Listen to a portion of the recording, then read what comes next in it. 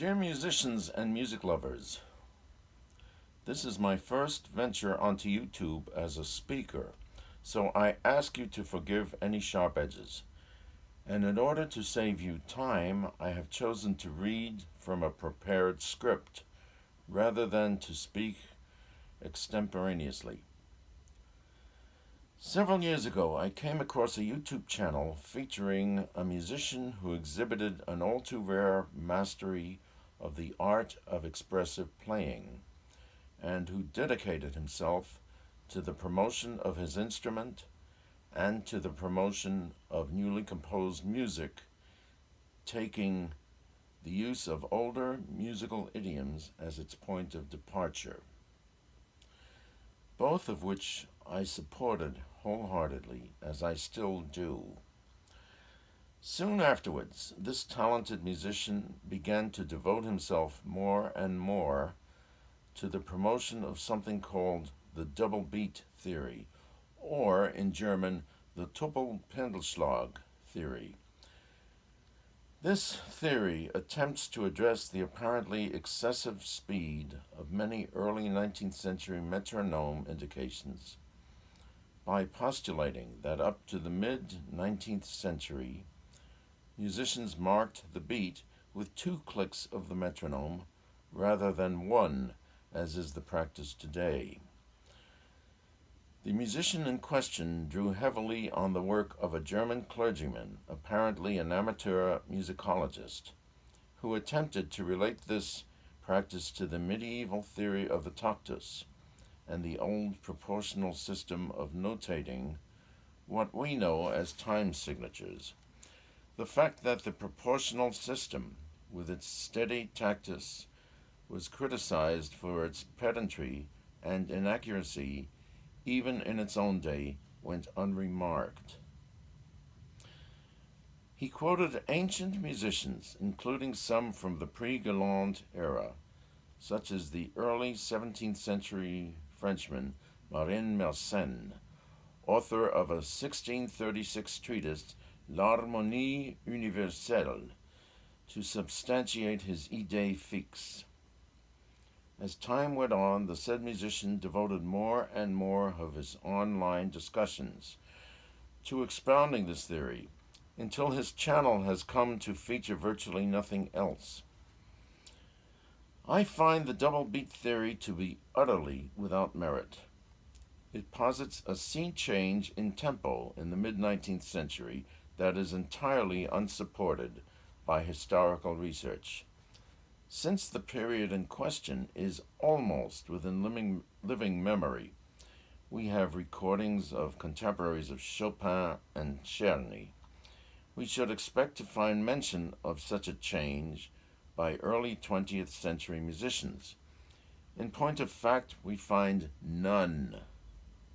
Furthermore, the double beat apologists expect us to believe that Beethoven and his contemporaries were familiar with medieval theory and practice, a supposition that defies belief, especially in the case of Beethoven, who was a revolutionary both musically and politically, and mighty proud of it. But above all, the implementation of the double beat theory in performance results in tempi that are more or less twice as slow as those to which we are accustomed. It effectively abolishes the genre of the fast movement. It is a musical absurdity, the adoption of which would deal the final death blow to classical music, an art which already occupies a precarious and peripheral position in our culture. The fast movement is older than mankind itself. It fulfills basic and eternal psychological and biological needs of the human animal and of mammals in general. Moreover, the adoption of double beat tempi requires that we ignore the tempo rubrics that have been employed by composers for hundreds of years, and which have been codified and explained by Quantz and others. The feeble attempts by double beat proponents to assert that the concept of speed has undergone a basic change since the Industrial Revolution do not hold water. The human organism has not changed at all biologically since the invention of the railroad. If anything, the old masters probably lived their lives at a higher intensity than we do today. The belief that our ancestors led simpler, therefore slower, existences than we do is a fallacy of which every generation has been guilty. One has only to listen to double beat performances to realize how absurd the whole idea is. Whether or not it be supported by historical evidence is beside the point, and in any case it is not. The judgment of an educated, sensitive musician must always take precedence over historical evidence.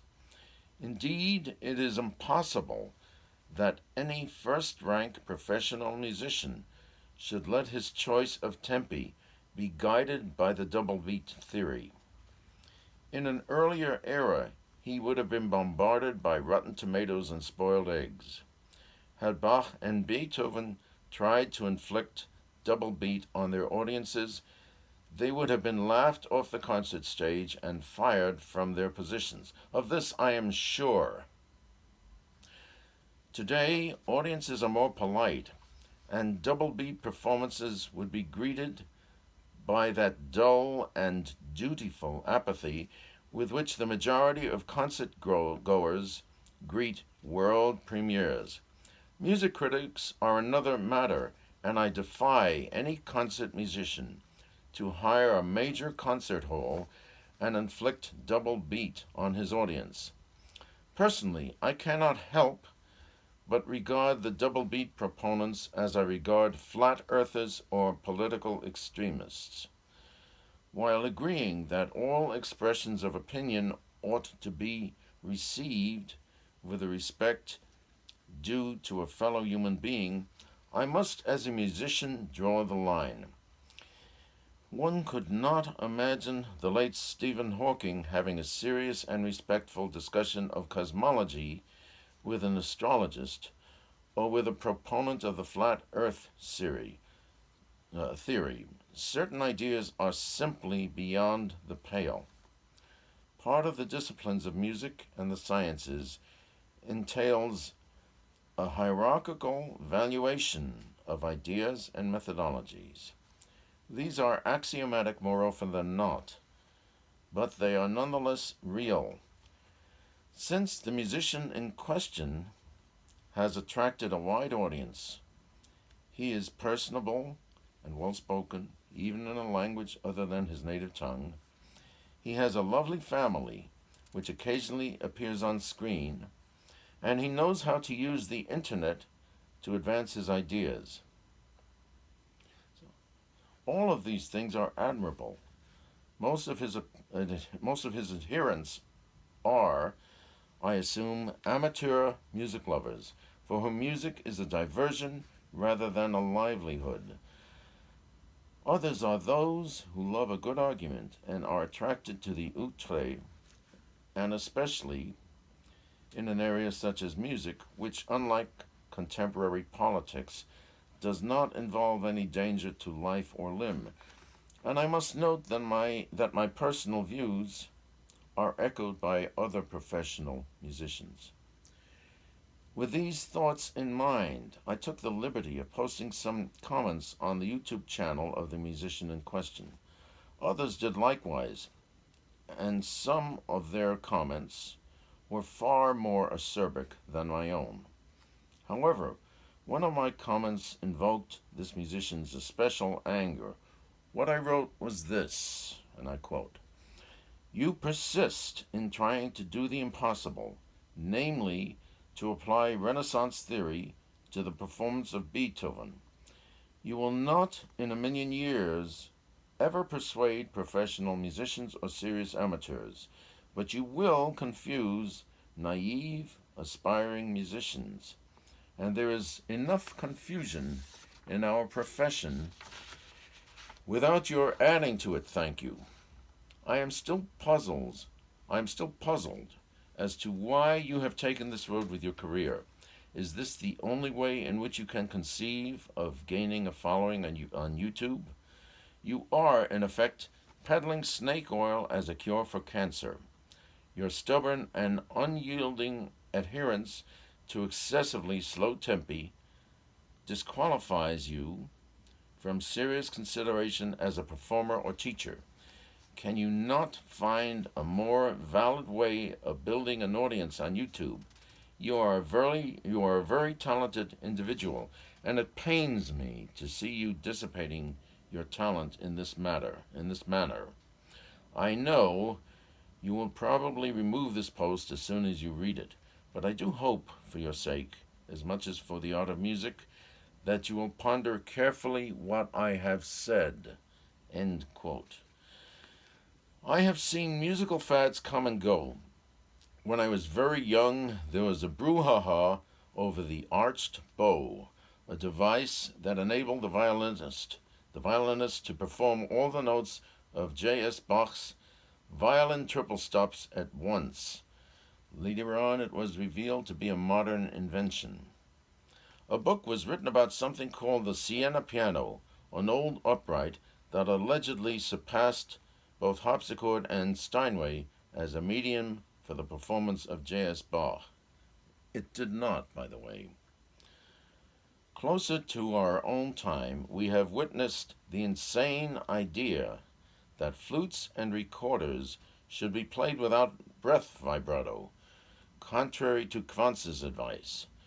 The notion that every note should be played with an exaggerated messa de voce, the idea that Bach's cantatas ought to be performed with but one singer per part, the idea that old music must be played with almost total absence of affect, and 100 years ago, the belief that tonality and seriousness of intent should both be dispensed with, as if in perpetual celebration of the anomie of the Great War.